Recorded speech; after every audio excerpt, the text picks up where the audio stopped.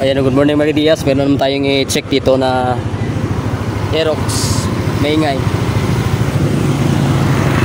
Try natin road test.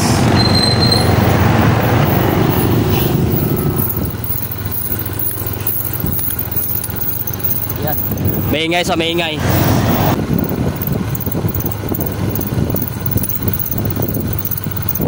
So yun mga Diaz, sa maingay sa.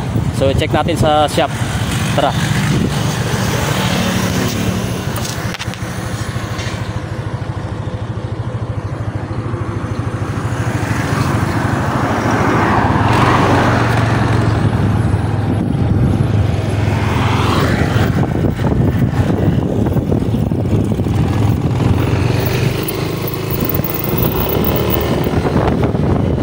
Balik tayo ng shop, i-check natin itong kanyang Aerox kasi may guys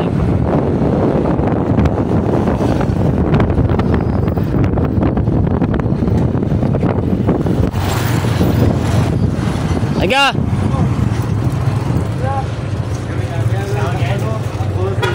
I-vlog ko ba? So may ingay sa idea sa likuran. So check natin yung sa brake shoe at yung kanyang mga bearing.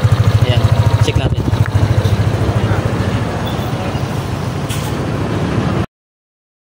So na-road test natin kanina mga idea, sumingay siya.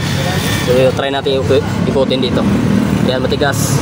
Ayan, hindi mo sa maikot. Ayan. Check natin yung brake shoe.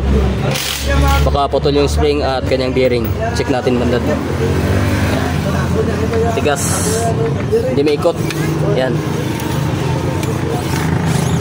Yan. Check natin.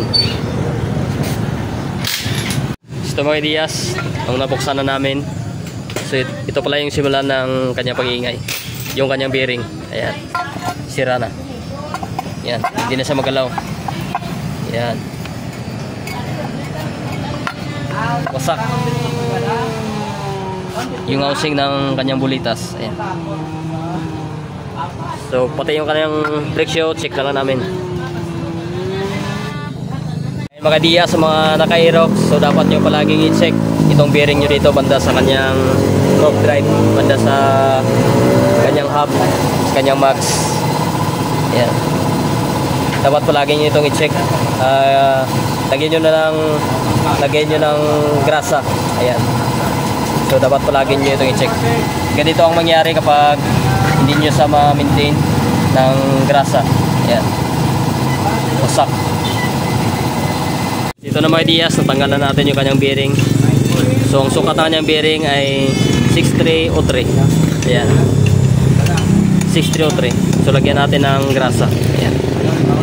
Mas maganda kung high temp ang ilagay nyo. Ayan. Lagyan natin. Buksan natin itong takip nya at lagyan natin ng grasa. Ayan. Ito na mga Diaz, nakabitan natin yung kanyang bearing. Ayan. So pwede namang i-press nyo at pwede nyong pupukin. So dapat yung pagpupuk ay balance lang. Ayan. Hindi lang yung sa isang portion. Para maganda yung paglapat ng inyong bearing. Mga Diaz, bago natin ikabit, ito, linisan mo natin.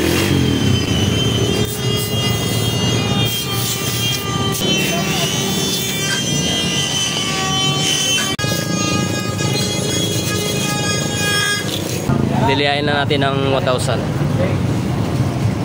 Dito na mga Diaz, naikabit na natin, nalinisan na natin. Ito, balik na natin.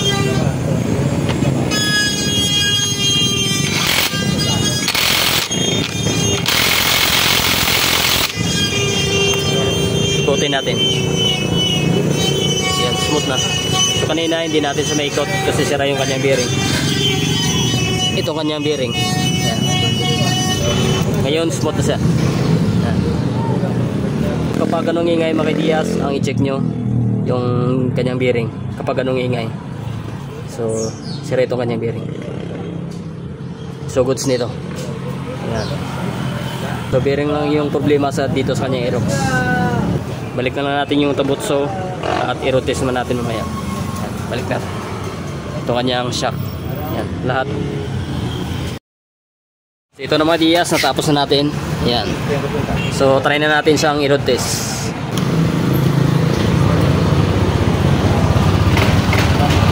Road test na natin. Kaya sa road test natin, pakinggan natin kung meron pa yung ingay niya. Tara, road test natin. Good.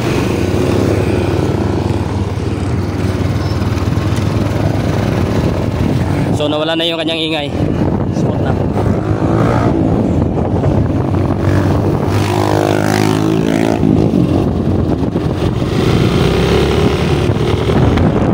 So mga diya, sa smooth na siya. So hindi na maingay.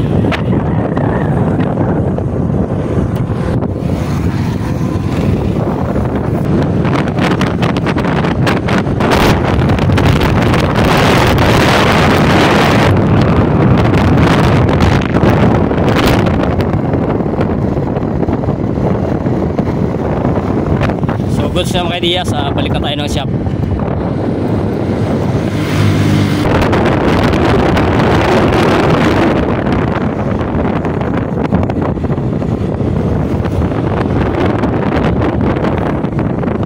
Yan.